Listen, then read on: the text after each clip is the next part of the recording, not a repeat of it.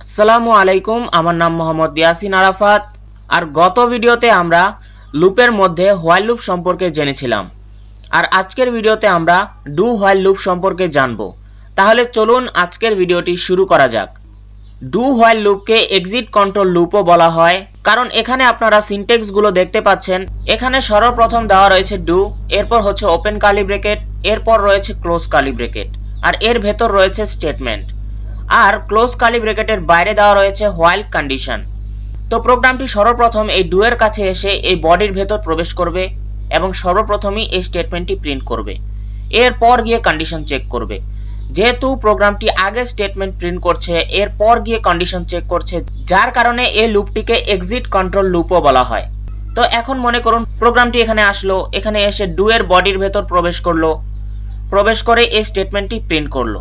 এরপর এই হোয়াইলের কাছে এসে দেখলো যে এই কন্ডিশনটি ফলস রয়েছে। তাহলে প্রোগ্রামটি কি করবে? তাহলে প্রোগ্রামটি এই কন্ডিশনটি চেক করার পর এই লুপে আর ফেরত যাবে না, প্রোগ্রামটি সরাসরি এর পরের লাইনে চলে যাবে। এখন এখান থেকে আমরা একটি জিনিস বুঝতে পেরেছি যে এখানে কন্ডিশনটি ট্রু হোক বা ফলস হোক, এই স্টেটমেন্টটি একবার না একবার অবশ্যই এক্সিকিউট হবে, কারণ এটি কন্ডিশন চেক করার আগেই এক্সিকিউট হচ্ছে। যদি আপনাদেরকে এর ফ্লো চার্টটি দেখাই তাহলে আপনারা খুব সহজেই বুঝতে পারবেন যে এখানে দেওয়া রয়েছে স্টার্ট, এরপর হচ্ছে স্টেটমেন্ট প্রিন্ট করবে প্রোগ্রামটি, এরপর গিয়ে কন্ডিশন চেক করবে। যদি এই কন্ডিশনটি ট্রু হয় তাহলে প্রোগ্রামটি আবারও সেই স্টেটমেন্টটি প্রিন্ট করতে চলে যাবে। তো এভাবেই লুপটি চলতে থাকবে যতক্ষণ পর্যন্ত না এই কন্ডিশনটি ফলস হচ্ছে। যখনই এই কন্ডিশনটি ফলস হবে তখনই প্রোগ্রামটি শেষ হয়ে যাবে। অনেক কঠিন মনে হচ্ছে, এতটাও কঠিন নয়, অনেক সহজ। আপনাদেরকে একটি প্রোগ্রাম করে দেখাচ্ছি, তাহলে আপনারা খুব সহজে বুঝে যাবেন। তাহলে চলুন এই সিনট্যাক্সগুলো ব্যবহার করে আমরা একটি প্রোগ্রাম লিখি।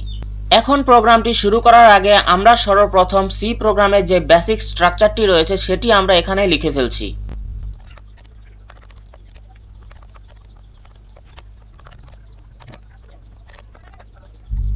তো এখানে আমাদের সি প্রোগ্রামের বেসিক স্ট্রাকচারটি তৈরি হয়ে গেছে। এখন চলুন আমরা প্রোগ্রামটি লিখি। আমরা এখানে 1 থেকে 10 পর্যন্ত সংখ্যা প্রিন্ট করার একটি প্রোগ্রাম লিখব, যার কারণে এখানে আমরা সর্বপ্রথম একটি ইন্টিজার টাইপের ডাটা টাইপ নিয়ে নিচ্ছি। এরপর ভ্যারিয়েবল এ, এর ভেতর ভ্যালু হচ্ছে 1। তো এখন আমরা ডু লুপটি লিখব। ডু, এরপর হচ্ছে open curly bracket, close curly bracket, এর ভেতর রয়েছে স্টেটমেন্ট। তো আমরা এখানে স্টেটমেন্ট প্রিন্ট করাচ্ছি, প্রিন্ট এফ %d, কমা হচ্ছে এ, আমরা এখানে এ প্রিন্ট করাবো। এরপর আমরা দিয়ে দিচ্ছি প্রি ইনক্রিমেন্ট। এরপর আমরা এই লুপের বাইরে এসে এখানে দিয়ে দিচ্ছি হোয়াইল। এখানে আমরা দিচ্ছি কন্ডিশন যে এখানে 1 থেকে 10 পর্যন্ত প্রিন্ট হবে।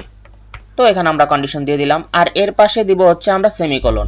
এখানে সেমিকোলন দেওয়ার মেন কারণ হচ্ছে আমরা এখানে আগেই লুপের বডি ডিফাইন করে দিয়েছি, যার কারণে এখানে যদি আমরা সেমিকোলন না দেই তাহলে আমাদের প্রোগ্রামটি ভুল দেখাবে। এখন যদি আমি প্রোগ্রামটিকে রান করাই তাহলে আপনারা দেখতে পাবেন যে হ্যাঁ 1 থেকে 10 পর্যন্ত প্রিন্ট হয়েছে, কিন্তু এখানে আমি যদি এখানে স্পেস দিয়ে দেই তাহলে আপনারা দেখতে পাবেন যে হ্যাঁ 1 থেকে 10 পর্যন্ত মাঝখানে স্পেস হয়ে প্রিন্ট হয়েছে। তো এখন প্রোগ্রামটি কিভাবে কাজ করলো চলুন আপনাদেরকে আমি বুঝিয়ে দিচ্ছি। তো এখানে সর্বপ্রথম দেওয়া রয়েছে 1। যখন আমরা বললাম যে এখানে প্রিন্ট করতে, এ প্রিন্ট করতে, তখন এখানে 1 প্রিন্ট হয়ে গেল। এরপর যখন এই প্রি ইনক্রিমেন্টের জায়গায় প্রোগ্রামটি আসলো তখন প্রোগ্রামটি একের সাথে আরও 1 যোগ করে এখানে 2 প্রিন্ট করে দিল। তো এখানে 2 রয়েছে, এর ভেতর এখন 2 রয়েছে। এরপর প্রোগ্রামটি এই হোয়াইলের কাছে আসলো কন্ডিশন চেক করতে। তো এখানে এর ভেতর কত রয়েছে? এর ভেতর রয়েছে 2। তো আমাদের এখানে কন্ডিশন কি দেওয়া ছিল যে 2 অবশ্যই 10-এর থেকে ছোট অথবা 10-এর সমান হবে।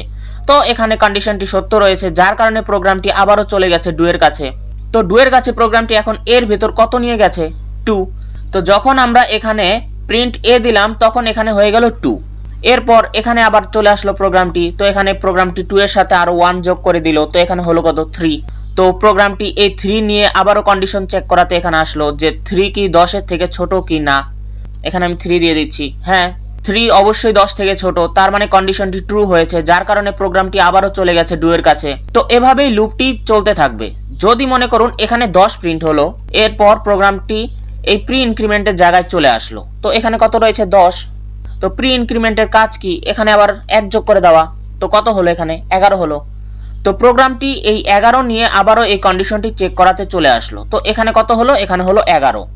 তো এই কন্ডিশনটি কি ট্রু হচ্ছে? না, অবশ্যই নয়, কারণ 11 অবশ্যই 10-এর থেকে ছোট বা সমান নয়, 10 থেকে অবশ্যই বড়, যার কারণে এই লুপটি বন্ধ হয়ে গেছে। এর জন্যই আমরা এখানে 1 থেকে 10 পর্যন্ত প্রিন্ট পেয়েছি। এখন আমি আপনাদেরকে একটি কথা বলেছিলাম, যেটি হচ্ছে যদি প্রোগ্রামটি মনে করুন উপর থেকে আসলো, আসার পরে এই স্টেটমেন্টটি প্রিন্ট করালো, এরপর গিয়ে দেখলো যে কন্ডিশনটি ফলস, তাহলে কি হবে? তো আমি বলেছিলাম এই কন্ডিশনটি যদি ফলস হয় বা ট্রু হয়, যাই হোক না কেন, এই স্টেটমেন্টটি একবার না একবার অবশ্যই এক্সিকিউট হবে। তাহলে চলুন সেটিও আপনাদেরকে দেখিয়ে দিচ্ছি।